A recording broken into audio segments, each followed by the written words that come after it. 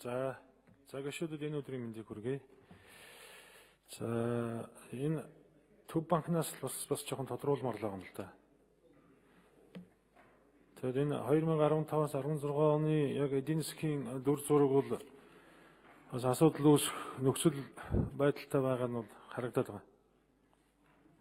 Тэгэхээр энх хамгааллын гишүүний төрөүний хилдэг саналтаар би саналдаг байгаа. Ялангуяа энэ төсөв мөнгөний бодлого хоорондоо уялдаа холбоо бол хангахгүйгээр байн хоорондоо зөрчилдөж одоо ингэж явж ирсэн.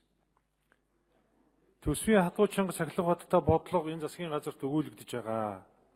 Засгийн газраас төсвийн одоо чанга бодлого оруулж ирж байж одоо орж иж байгаа мөнгөний бодлоготойгоо уялдаж явнаа. Ингэхгүйгээр ахаад одоо жишээ нь төсвийн энэ хариуцлагагүй сахилга батгүй байдал чинь үргэлжлүүл мөнгөний бодлоготойгоо уялдаж явж одоо бидний хүсэж байгаа эдийн засгийнхаа энэ хямралыг гэтлэх ийм байдал ч юм уу харагдахгүй. Тэгээ би Төв банкнаас бас асуумаар байгаа зүгээр яг энэ бодит эдийн засгаа дэмжих байдлаар ер нь ямархуу одоо бодлого барьж байгаа юм бэ? Бодит эдийн засаг.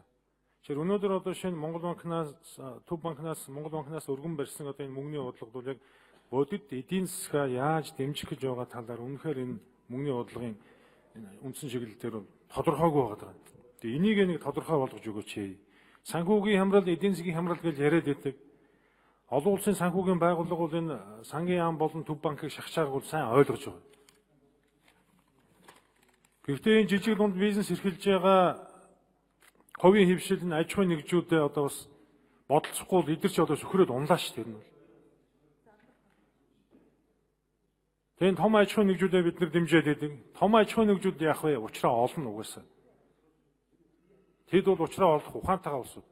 Энэ жижиг хувийн хэвшил жижиг дунд бизнесээ дэмжиж байгаа, эрхэлж байгаа энэ хүмүүсээ бид нар дэмжих ямар бодлого Төв банкнаас өнөөдөр бодит эдийн засгаа дэмжих ямар бодлого одоо гаргаад байгаа юм бэ? Гаргах гээд байгаа юм бэ? Эсвэл энэ чигээр нь бүр чангалаа сөхрөөд унгаах юм уу? Олон аж ахуйн нэгжүүдэд барьж штэ ер нь бол. Энэ төсвийн хариуцлагагүй байдлаас болж байгаа шүү энэ бол. Энэ үргэлжлэл бол 12, 13, 14, 15 оны төсвийн хариуцлагагүй байдлаас үүдсэн эдийн засгийн хямрал явж байгаа шүү. Энэ засгийн газрын гишүүд нь байна уу? Тэгээ Төв банкныхаа мөнгөний бодлоготой уялдаж өгдөг. Дандаа дураараа дургсан. Ийм байдлаас үүсч өнөөдөр эдийн засгийн хямрал чинь бий болж байгаа шүү дээ. Тэгэхээр би Төв банкнаас түрүүний асуултанд хариулаад өгөөч. Миний асуултанд зодж байгаа ерөнхийлөгч та.